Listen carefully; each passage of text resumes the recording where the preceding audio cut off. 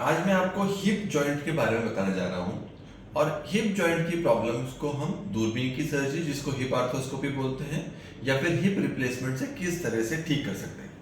अगर आप यह जॉइंट देखेंगे तो यह आपके पेल्विस की हड्डी है, और इस हड्डी में आपके दो कूल्हे होते हैं, एक राइट में और एक लेफ्ट में।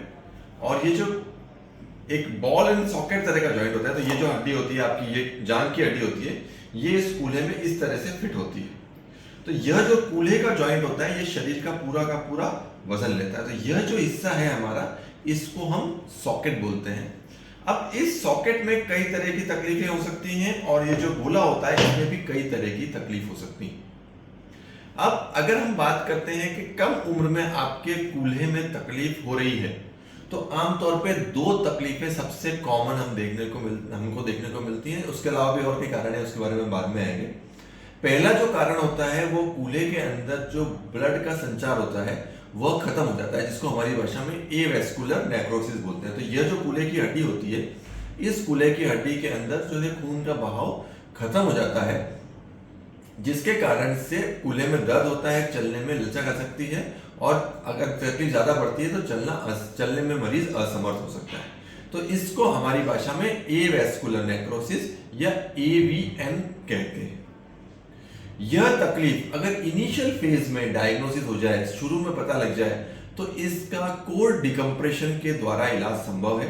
परंतु अगर ये स्टेज 2 से आगे निकल जाती है, तो इस केस में फिर हिप रिप्लेसमेंट सर्जरी, मतलब ऐसी सर्जरी जिसमें हमको सॉकेट भी चेंज करना पड़े और बॉल भी चेंज करना पड़े, इसकी जरूरत हो सकती है। अब यह जो आप जॉइंट देख रहे हैं, ये जांघ की हड्डी है, ये आपका पूरा पांव है, ये घुटना है, और यह जो गोला है, यह गोला जो है आपके शरीर का पूरा वजन लेता है। दूसरी जो इंपॉर्टेंट जो हमको प्रॉब्लम मिलती है वो इम्पींचमेंट की मिलती है। यंग लोगों में हिप इम्पींचमेंट, जिसको हमारी भाषा में फिमोरो एसिटाबुलर इम्पींचमेंट भी कहते हैं, वह भी देखा जाता है। जिन केसेस में आपके कूल्हे के ऊपर सॉकेट में और बॉल में दोनों में हड्डी बढ़ जाती है, जिसको पिंसर इम्पींचमेंट या कैम इम्पींचमेंट बोलते हैं।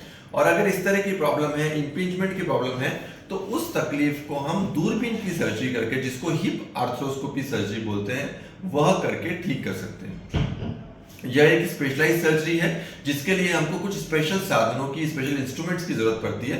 परंतु अगर ये प्रॉब्लम आपको है, तो हिप आर्थ्रोस्कोपी आपके लिए, इसके लिए बहुत अच्छा सॉल्यूशन है।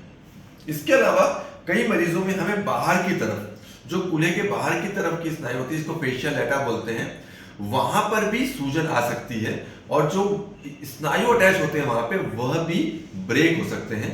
इस प्रॉब्लम को ग्लूटियस मीडियस या ग्लूटियस मिनिमस का टेयर बोलते हैं, और इसमें आपके कूल्हे की साइड के भाग में दर्द होने लग जाता है।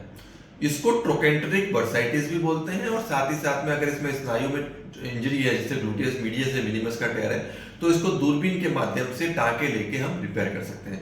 तो हिप आर्थ्रोस्कोपिक सर्जरी से न सिर्फ हम जॉइंट के अंदर की चीजों को देख सकते हैं, अपितु जॉइंट के बाहर का जो ट्रोकेंटर वाला एरिया है, उसमें भी अगर तकलीफ होती है, तो ट्रोकेंट्रिक बर्साइटिस को हम ठीक कर सकते हैं, और जो स्नायु फट जाती है तो उसको भी रिपेयर कर सकते हैं।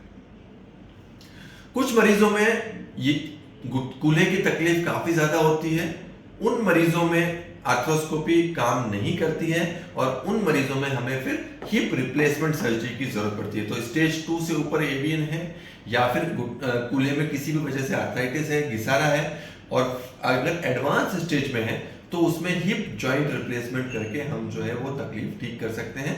इसमें बॉल और सॉकेट दोनों ही हम लोग चेंज कर देते हैं।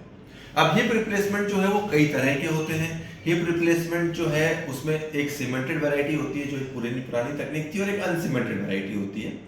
अब अनसीमेंटेड वैरायटी में भी कई तरह कॉम्बिनेशन हमारे पास रहते हैं। मेटल ऑन पॉली जो है एक स्टैंडर्ड वो होता है, और उसके ऊपर सिरेमिक के जॉइंट्स भी हम यूज कर सकते हैं। तो अगर आपको कूल्हे का जोड़ में दर्द है, और कम उम्र में कूल्हे के जोड़ में दर्द है, और ऐसी प्रॉब्लम है जिसका निराकरण नहीं हो पा रहा है, डायग्नोसिस नहीं हो पा रहा है, तो आइडियली आपको एक एमआरआई स्कैन कराना चाहिए।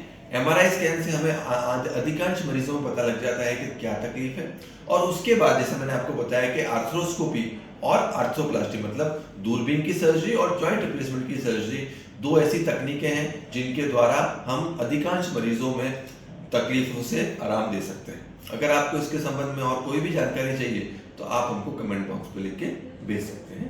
धन्यवाद।